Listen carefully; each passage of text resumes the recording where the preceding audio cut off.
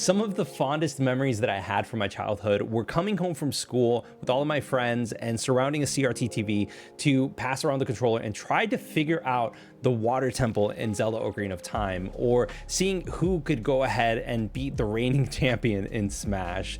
And these are fond memories, don't get me wrong, but the controller that we all had these memories with was wonky. The N64 controller was one of those controllers that just, despite it being unique and definitely intriguing, just felt weird to hold in your hands. There is no actual way of properly holding this controller. With the addition of N64 games on NSO, it pretty much opened the gates for a lot of people that were already on the Nintendo Switch Online subscription to get the expansion pack and to play these titles whenever they wanted on their Nintendo Switch.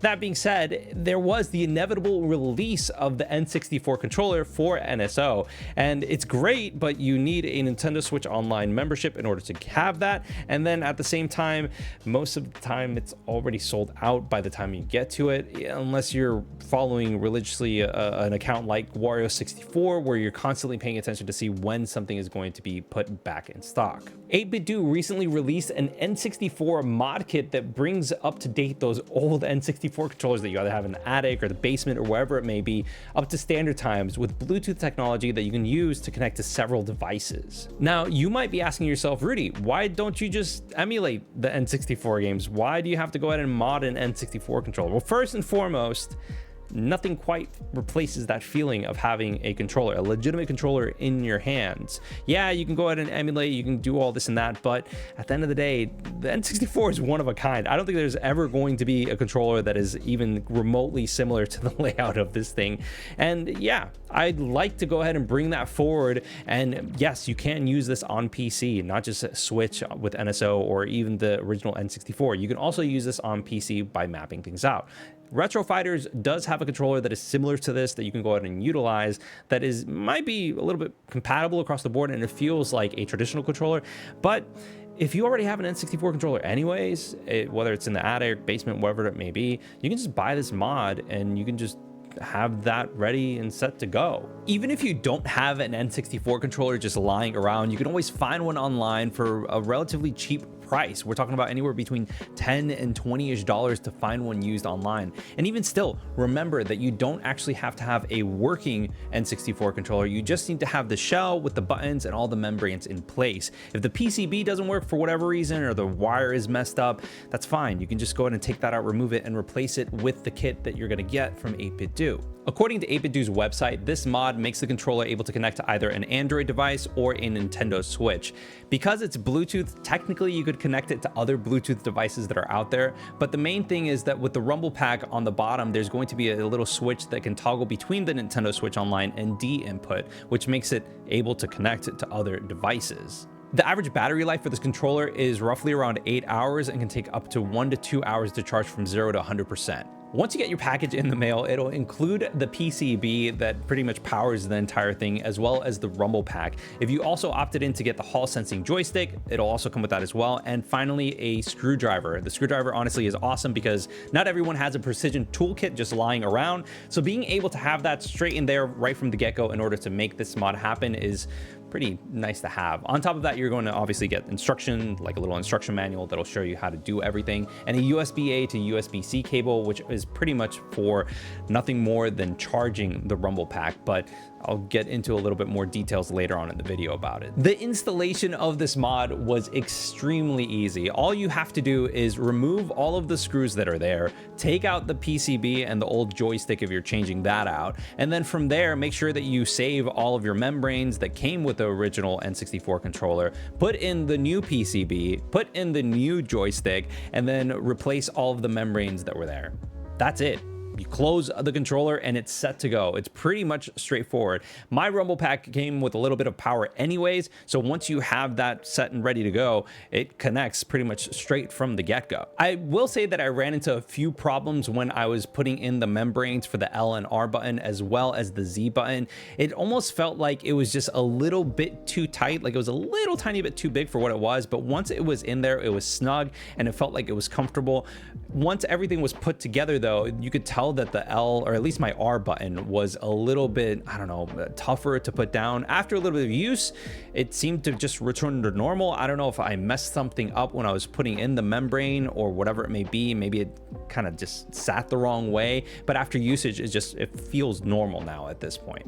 The cool thing that I like about this mod is that once it is done, once everything is said and done, this feels like a regular N64 controller. If you ever went ahead and experienced the old N64 controllers with the Rumble Pack, this feels right at home, and it feels honestly awesome. In the Rumble Pack itself, you're going to find the ZR button. This is what you essentially use to create a suspend point or go into the pause menu when you're playing N64 on NSO. There's also this home button that's here that pretty much takes you home. The Bluetooth connectivity button that's there to connect via Bluetooth to whatever device has some form of Bluetooth functionality. This star key that's right here, the star button, I use this for screenshots as well as getting film or footage on my Nintendo Switch to post online. Obviously, you can use this and map it out to other things on PC, but as far as I can tell, this is pretty much useless. Let me know in the comments if you found other uses for this. Down here, you're going to have this SND switch that's right here. This essentially goes out and switches the input mode or the controller mode from switch to D input. So if you're using it on PC, D input is the way that you would want to go ahead and go versus switch. This USB-C cable or input that is right here, this pretty much is only for charging. I was able to connect it to my PC and it didn't even register. All it did was start powering it on, which lit up the port plug that's right over here red, which I think is a nice way of repurposing that port. Once you connect this via USB-C to a Nintendo Switch, though, it automatically pairs and then you're able to go ahead and use it via USB-C. It'll still be charging and everything like that, kind of like having a Nintendo Switch Pro controller attached via USB-C. What I do like about this controller is that when you hook it up to a Nintendo Switch via USB, it'll register as a regular N64 controller that you would get from NSO, which I think is pretty awesome because it gives you all of the little funny quirks and kind of hidden Easter eggs that you would get whenever you were going to connect or use an NSO controller on Nintendo Switch. Like I said, when I connected this controller to my computer, I didn't get any sort of registration or nothing in terms of communication between the controller and the computer itself. In order to circumvent that, I decided to try connecting it via Bluetooth, and lo and behold, it went ahead and connected without any sorts of issues. Connecting it to Steam, I was able to go ahead and map out a couple of buttons and try some things out in order to get things running. I was also able to run emulation through this controller. I'm not going to show anything in this video because Nintendo ninjas are out there, but it worked just fine. And it actually felt really great being able to emulate games and play games with original hardware. It just felt seamless and almost natural, if you were to call it that. It felt great. At first, I didn't notice the difference between the original analog stick that is in the N64 controller to this Hall sensing stick that is in this mod kit. At first, I just started playing the games and not thinking too much about how much of an impact this made in my gaming. Then I went back to the original N64 controller, and you could tell that there's just a lot more travel distance that's there for the input in comparison to the Hall effect sensing joystick that is here in the mod kit. Not just that, but it also feels much more comfortable to just move around and the different inputs that are there for the analog stick itself. With this and its octagonal gate, it feels harsher to go ahead and move from one direction to the other, but that is a byproduct of its design. And even though this is a little bit sturdier and a little bit more well built, something just feels unique about this setup. There hasn't been anything that has been released that is even close to this setup, but that's probably because of the drift that came along with the way that it's designed. That being said, this is a great option. Even if you aren't going to do the whole 8-bit do mod kit and change out the PCB, you should at least consider getting this Hall sensing joystick because it will prevent any future drift, at least technically speaking, and it feels really great and comfortable to use, especially by today's standards.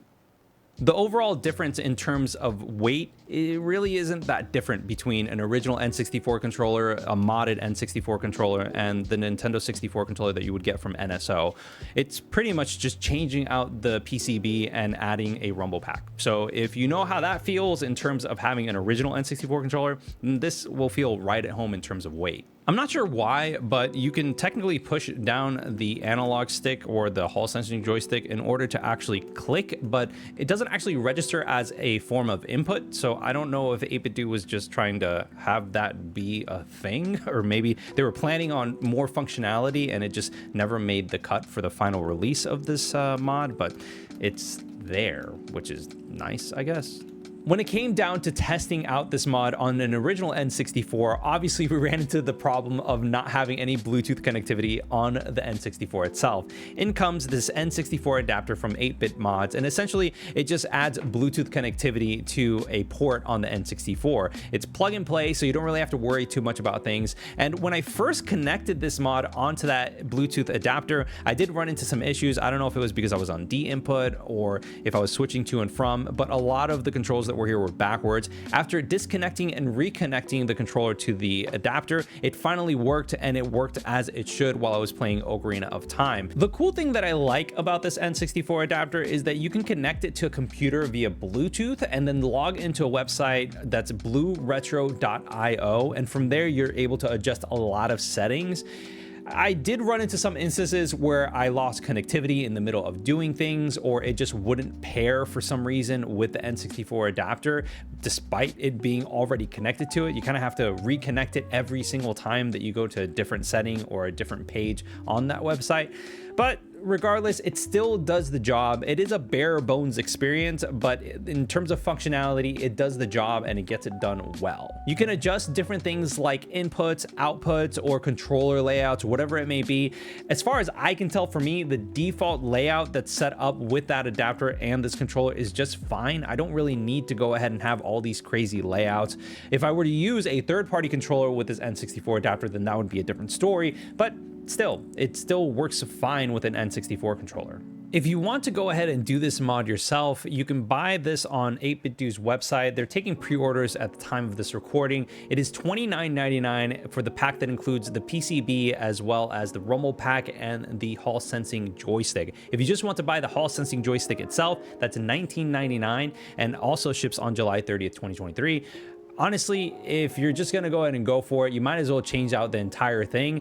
Buy yourself a cheap N64 controller on eBay for 10, maybe 20 bucks, and get the same experience that you would get with an NSO controller from Nintendo Switch Online's shop, but these are readily available and it only takes like 10-15 minutes to set up, guys. It's not that hard to do. All of the equipment, everything that you need to get this done is included in the package anyways. So if you are willing to just, you know, spend a little bit of time, have an afternoon project to just like mess around with, this is a great thing to just kind of go in with like a typical mod. And the cool thing is that this is 100% reversible. So if you don't like it, if for any reason, you can just put in the old PCB and, you know, put in the old wire and all this and that. But honestly, you don't need it. Once it's done, it's pretty nice. So what do you guys think about this mod? Is this something that you're going to pick up for yourself and do for yourself? Or are you just like, hey, Rudy, this is cool and everything like that, but I don't see myself getting this? Let me know in the comments below how you feel about it. Let me know if you have any questions about anything.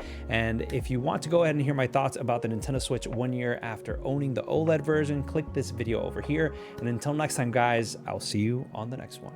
Peace.